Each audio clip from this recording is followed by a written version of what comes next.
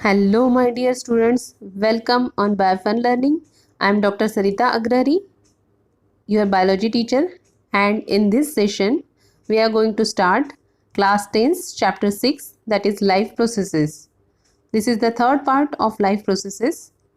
We have already studied criteria to decide whether something is alive and what is life processes means. Life processes means the basic processes which are important for maintaining their life. There are four basic processes: nutrition, respiration, transportation and excretion. We have already studied about nutrition and respiration, and in this session we are going to study about the transportation in detail. Nutrition में क्या होता है? Nutrition is the process of taking food. Food body लेती है और उसको utilise किया जाता है. और रेस्पिरेशन में वही फूड को बर्न किया जाता है with the help of oxygen और उससे एनर्जी प्रोड्यूस होती है. ये सब हम डिटेल में पढ़ चुके हैं. और ट्रांसपोर्टेशन में क्या होता है? Transportation is the process by which food, oxygen, water, waste products are carried from one part of the body to the other part. ये सब कैसे होता है, ट्रांसपोर्टेशन कैसे होता है, वो डिटेल में अभी हम पढ़ेंगे. एंड एक्सक्रीशन में क्या होता है? जो भी वेस्ट प्रोडक्ट फॉर्म हो रहा है वो बॉडी से रिमूव किया जाता है. So let's start transportation. Here in this chapter we have to study about the transportation in humans, animals and in plants. So let's start with the transportation in human beings. तो human beings में blood transport करने के लिए एक fluid required है. That fluid is blood. और जो main transport system होता है ह्यूमन बींग्स में उसको कहते हैं सर्कुलेटरी सिस्टम. और सर्कुलेटरी सिस्टम बनता है ब्लड से, आर्टरी से, वेन से, कैपिलरीज से और हार्ट से. आपने क्लास 9th में भी पढ़ा है कि blood is the fluid connective tissue. Blood एक फ्लूइड कनेक्टिव टिश्यू है जो कि बनता है प्लाज्मा से, रेड ब्लड सेल्स या आरबीसीज या इसी को कहते हैं erythrocytes, and white blood cells डब्ल्यूबीसीज और ल्यूकोसाइट्स एंड प्लेटलेट्स. इन सब से मिलके बनता है ब्लड. प्लाज्मा, आरबीसीज, डब्ल्यूबीसीज एंड प्लेटलेट्स, इन सब से मिलके बनता है ब्लड. प्लाज्मा क्या होता है? Plasma is yellow coloured fluid which is 90% water and 10% organic substance. It transports food, water, carbon dioxide and nitrogenous waste. और RBCs क्या ट्रांसपोर्ट करते हैं? RBCs transports the oxygen. WBCs, white blood cells का काम क्या होता है? It kills harmful microbes and protects our body. जैसे ही बॉडी में कोई हार्मफुल बैक्टीरिया आता है या हार्मफुल वायरस आता है तो उसको आइडेंटिफाई करके किल करने का काम WBCs करती है ताकि बॉडी को प्रोटेक्ट करके रखे. और platelets helps in clotting of blood. जैसे ही कहीं बॉडी में इंजरी होती है, ब्लड लॉस होगा, ब्लीडिंग होगी, तो ज़्यादा ब्लीडिंग ना हो इसलिए जहाँ पे भी इंजरी हुई वहाँ पे ब्लड क्लॉट हो जाता है ताकि ज़्यादा ब्लड लॉस ना हो. ये काम करता है platelets. So the main transport system is circulatory system. It consist of blood, arteries, veins, capillaries and heart. Blood में प्रेजेंट होता है प्लाज्मा, आरबीसीज, डब्ल्यूबीसीज एंड प्लेटलेट्स. और आर्टरीज क्या होती है? Arteries carries pure blood from heart to all parts of the body. Arteries oxygenated blood carry करती है जो हार्ट से डिफरेंट बॉडी के पार्ट तक का पहुंचाने का काम करती है ब्लड को. आर्टरीज थिक वॉल्ड होती है और उसके अंदर कोई भी वॉल्व नहीं प्रेजेंट होता है. और वेन्स जो होती है, veins carry impure blood from all parts of the body to the heart. Body के डिफरेंट पार्ट से जो डीऑक्सीजनेटेड ब्लड होता है उसको कैरी करने का काम वेन्स करते हैं. बॉडी के डिफरेंट पार्ट से डीऑक्सीजनेटेड ब्लड हार्ट तक ले जाने का काम वेन्स करते हैं. वेन्स थिन वॉल्ड होते हैं और उनके अंदर वॉल्व प्रेजेंट होती है. ऐसे भी आप ऊपर से भी वेन्स देख सकते हो, स्किन से जस्ट नीचे वेन्स प्रेजेंट होती है. वेन्स में ब्लड प्रेशर कम होता है इसलिए वहाँ पे ब्लड का बैक फ्लो ना हो, रिवर्स फ्लो ना हो, इसीलिए उनमें वॉल प्रेजेंट होती है. वॉल का काम होता है to prevent back flow of the blood. जैसे कि पाइप में प्रेजेंट होती है वॉल्स, उसी तरह वेन्स में भी वॉल प्रेजेंट होती है. आर्टरीज में वॉल प्रेजेंट नहीं होती है क्योंकि आर्टरीज डीप इनसाइड होती है. आर्टरीज में ब्लड प्रेशर बहुत ज़्यादा होता है, वहाँ पे बैक फ्लो नहीं होता है, लेकिन उनकी वॉल जो होती है थिक होती है क्योंकि ब्लड प्रेशर ज़्यादा होता है वहाँ पे. और वॉल्स एब्सेंट होती है, वॉल्स वहाँ प्रेजेंट नहीं होती है. वेन्स में थिन वॉल्ड होती है और वॉल्स प्रेजेंट होती है। कैपिलरीज होती है नैरो ब्लड वेसल्स जो कनेक्ट करती है आर्टरीज और वेन्स को, और ये हर एक सेल तक का ब्लड को ले जाने का काम करती है कैपिलरीज। लिम्फ होता है येलोइश फ्लूइड जो कैपिलरीज से स्केप करता है, हर एक टिश्यू तक जाता है, जो इंट्रासेलुलर स्पेस होती है वहाँ तक जाता है। इसमें जो प्रोटीन कंटेंट होता है वो ब्लड से बहुत कम होता है, और ब्लड में जो सर्कुलेटरी सिस्टम में जो ब्लड फ्लो करता है उसमें 30% ब्लड होता है आर्टरीज में, 5% होता है कैपिलरीज में, और 65% ब्लड होता है वेन्स में। So this is the difference between arteries and veins. ये क्वेश्चन काफ़ी बार पूछा जाता है एग्जाम में, तो आपको ये पता होना चाहिए what is the difference between arteries and veins. Arteries क्या होती है? Arteries carry oxygenated blood from the heart to the body parts except pulmonary artery. और वेन्स क्या करती है? Veins carry deoxygenated blood from heart to the body parts except pulmonary vein. Arteries thick और elastic होती है, veins thin and less elastic होती है। Veins thin होती है और लेस इलास्टिक होती है।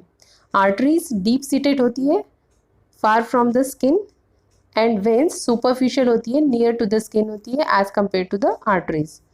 Arteries also called distributing vessels. Distributing vessels इसलिए कहते हैं क्योंकि वो बॉडी के डिफरेंट पार्ट तक ब्लड पहुंचाती है, हार्ट से लेके डिफरेंट बॉडी के पार्ट्स तक ब्लड को ले जाती है, इसलिए उसको डिस्ट्रीब्यूटिंग वेसल्स कहते हैं। और veins are also called collecting vessels क्योंकि वो डिफरेंट बॉडी के पार्ट से ब्लड लेके हार्ट तक पहुंचाने का काम करते हैं, इसीलिए उसको कलेक्टिंग वेसल्स कहते हैं। मेनली हमें ट्रांसपोर्टेशन में हार्ट का फंक्शन पढ़ना है। हार्ट कैसे फंक्शन करता है? हार्ट क्या होता है? Heart is a muscular organ which pumps the blood to all the parts of the body. Heart का काम होता है ब्लड में प्रेशर देना, ब्लड में पेस बनाने का काम होता है हार्ट का। हार्ट ब्लड को डिफरेंट बॉडी के पार्ट्स तक पहुंचाता है। हार्ट में 4 चेम्बर्स होते हैं। अपर चेम्बर्स जो होते हैं उनको कहते हैं एट्रियम, और लोअर चेम्बर्स को कहते हैं वेंट्रिकल्स। तो right atrium, left atrium, right ventricle and left ventricle, ये 4 चेम्बर्स हार्ट में प्रेजेंट होते हैं। आप यहाँ देख सकते हो। ये फिगर भी आना आपको बहुत इंपॉर्टेंट है, तो इसकी प्रैक्टिस आपको ज़रूर करनी होगी। और जो वेंट्रिकल्स होता है उनकी वॉल जो होती है थिक होती है, क्योंकि वेंट्रिकल्स का काम होता है ब्लड को डिफरेंट ऑर्गन्स तक पहुंचाना। वहाँ पे ब्लड का प्रेशर ज़्यादा होता है, इसलिए उनकी वॉल जो होती है थिक होती है as compare to the atrium. Left और राइट चेम्बर सेपरेट होते हैं थ्रू द सेप्टम।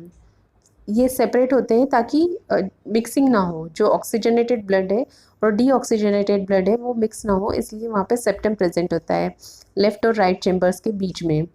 और एट्रियम और वेंट्रिकल्स के बीच में वॉल प्रेजेंट होती है ताकि ब्लड का बैक फ्लो ना हो। एट्रिया से जब ब्लड वेंट्रिकल्स में आ जाए तो वापस से वेंट्रिकल्स का ब्लड एट्रिया में ना जाए, इसलिए वहाँ पे वॉल्व प्रेजेंट होती है ताकि ब्लड बैक फ्लो ना करे। अब हम वर्किंग ऑफ हार्ट देखते हैं, हार्ट कैसे फंक्शन करता है। सबसे पहले जो इम्प्योर ब्लड होता है, डीऑक्सीजनेटेड ब्लड होता है, वो एंटर करता है हार्ट के अंदर through vena cava. Vena cava is the largest when of the body. Vena cava से जो डीऑक्सीजनेटेड ब्लड है, इम्प्योर ब्लड है, वो ब्लड एंटर करेगा through the vena cava into the right atrium. Right atrium में सबसे पहले इम्प्योर ब्लड आएगा। राइट एट्रियम से फिर वो एंटर करेगा राइट वेंट्रिकल में। राइट वेंट्रिकल से जाएगा लंग्स में through the pulmonary artery. Pulmonary artery से लेके लंग्स में जाएगा, और लंग्स में एक्सचेंज होगा, वहाँ CO2 रिमूव किया जाएगा और ऑक्सीजन ऐड होगा। और जो ऑक्सीजनेटेड ब्लड होगा वो ऑक्सीजनेटेड ब्लड फिर एंटर करेगा लेफ्ट एट्रियम में थ्रू पल्मोनरी वेन।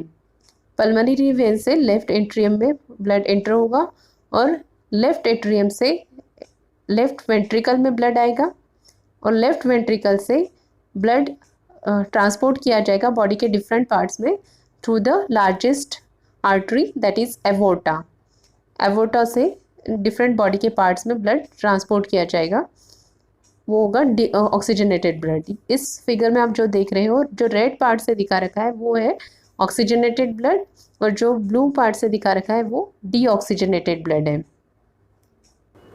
अब हम पढ़ेंगे double circulation of blood.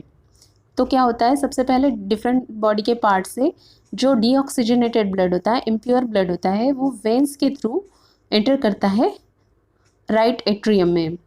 Veins superficial होती है, वहाँ पे डीऑक्सीजनेटेड ब्लड होता है, यहाँ पे ब्लड का प्रेशर बहुत कम होता है, इसलिए यहाँ पे वॉल प्रेजेंट होती है ताकि ब्लड बैकवर्ड फ्लो ना करें।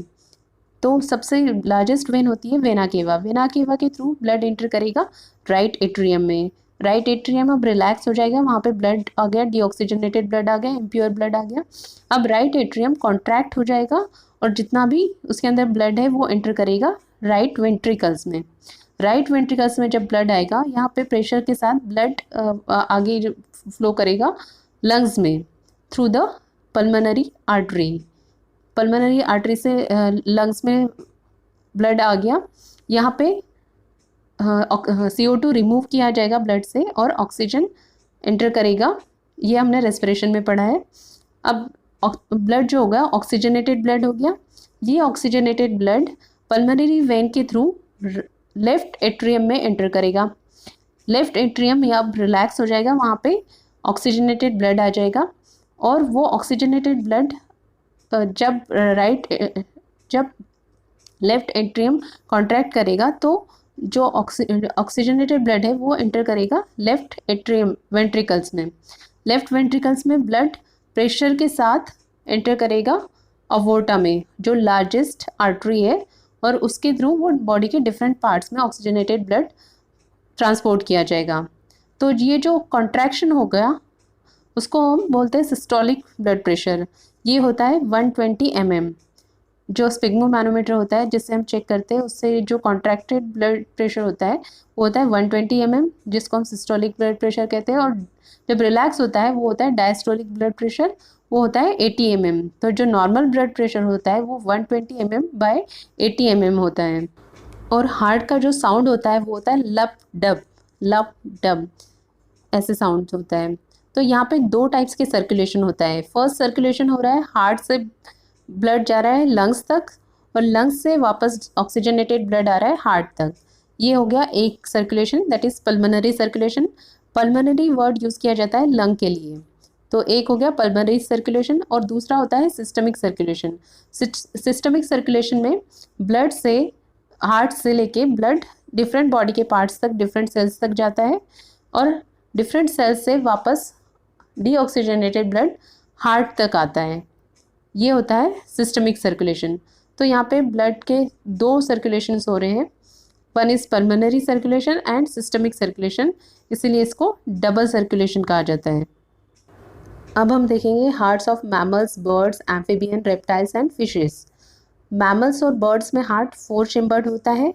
राइट और लेफ्ट जो हार्ट का पार्ट होता है वो सेपरेट होता है सेप्टम से, जो कि प्रिवेंट करता है ऑक्सीजनेटेड और डीऑक्सीजनेटेड ब्लड को मिक्स होने से रोकता है। और ये नेसेसरी है बर्ड्स में, ताकि उनको बहुत ज़्यादा एनर्जी की रिक्वायरमेंट होती है ताकि बॉडी टेम्परेचर वो मेंटेन करके रखे, इसलिए वहाँ पे 4 चेम्बर्ड हार्ट होता है। और एम्फीबियंस और रेप्टाइल्स में 3 चेम्बर्ड हार्ट होता है, वहाँ पे मिक्सिंग होती है हार्ट ऑक्सीजनेटेड और डीऑक्सीजनेटेड ब्लड की। उनको ज़्यादा एनर्जी की रिक्वायरमेंट नहीं होती है क्योंकि बॉडी टेम्परेचर मेंटेन करने के लिए उनका बॉडी टेम्परेचर सराउंडिंग के टेम्परेचर के जितना ही होता है। और फिशेस में जो होता है वो 2 चेम्बर्ड हार्ट होता है और जो ऑक्सीजनेटेड ब्लड किया जाता है वो गिल्स में किया जाता है। यहाँ आप देख सकते हो exchange of CO2 and O2 from blood to body tissues. This is the blood pressure chart. Blood का जो नॉर्मल प्रेशर होता है वो सिस्टोलिक होता है 120 mm और डायस्टोलिक होता है 80 mm। जब ब्लड प्रेशर नॉर्मल से ज़्यादा हो जाता है उसे हम कहते हैं हाइपरटेंशन और हाई ब्लड प्रेशर। जब 120 mm से ज़्यादा हो जाएगा सिस्टोलिक ब्लड प्रेशर और डायस्टोलिक ब्लड प्रेशर 80 से ज़्यादा हो जाएगा तो वो कंडीशन हो जाती है हाई ब्लड प्रेशर और हाइपरटेंशन। यहाँ पे आपको सॉल्ट का इंटेक कम करना पड़ता है डाइट में अपने। और लो ब्लड प्रेशर में क्या होगा, लो ब्लड प्रेशर को ही हाइपोटेंशन भी कहते हैं। लो ब्लड प्रेशर में सिस्टोलिक ब्लड प्रेशर 120 से कम हो जाएगा और डायस्टोलिक ब्लड प्रेशर 80 से कम हो जाएगा, लेस दैन 60 भी हो जाता है, तो वो कंडीशन होती है low blood pressure. both are dangerous. High blood pressure and low blood pressure both are dangerous. So you have to maintain your blood pressure, जो आप नॉर्मल एक्सरसाइज, रेगुलर एक्सरसाइज करके और डाइट कंट्रोल करके कर सकते हो. Now let's study transportation in plants. In plants, transportation of materials like food, water and minerals takes place through conducting tissues called xylem and phloem. Xylem क्या करता है? Xylem transports water and minerals from the roots to the all parts of the plant. Xylem consists of xylem vessel and tracheids. Water and minerals enters the root by the diffusion. Root से वो different parts में transport किया जाता है. Then due to transpiration, the suction force helps in the upward movement of water and minerals. And phloem transports the food from the leaves to the other parts of the plant. As you know, leaves का काम क्या होता है? Photosynthesis करना. Photosynthesis करने के बाद leaves food produce करेंगे एंड वो फूड को लीव्स से डिफरेंट पार्ट्स तक का ले जाने का काम करता है फ्लोएम. फ्लोएम इस प्रोसेस को कहते हैं translocation. Phloem consists of sieve tubes and companion cells. And due to osmotic pressure, water enters the phloem and helps in the transport of food. यहाँ पे ट्रांसपोर्टेशन पार्ट कंप्लीट होता है. अब आपको ये अच्छे से समझ में आ गया होगा. अगर कोई डाउट्स है तो आप कमेंट सेक्शन में पूछ सकते हैं. और अभी तक आपने मेरा चैनल सब्सक्राइब नहीं किया हो तो प्लीज़ सब्सक्राइब कर ले ताकि मेरे आने वाले वीडियो की नोटिफिकेशंस आपको मिलते रहे. Please like share and subscribe.